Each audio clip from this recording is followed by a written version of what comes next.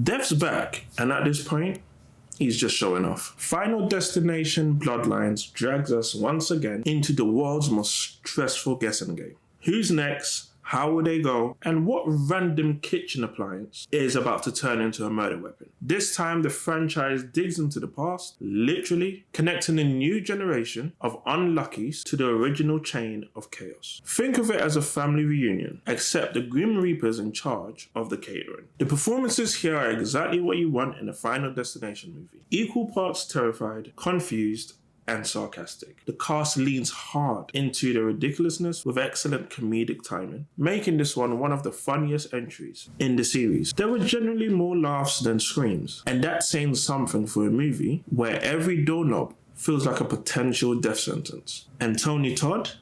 A legend. His role was handled with such grace, respect, and weight. It honestly felt like the franchise's way of giving him a standing ovation.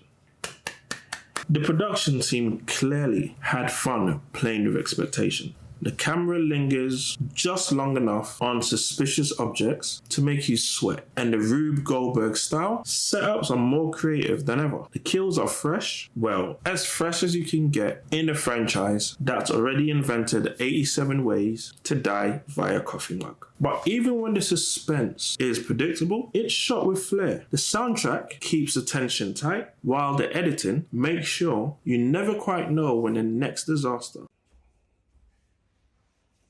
You like film and TV. That's why you're here. Hit that follow button. Let's go.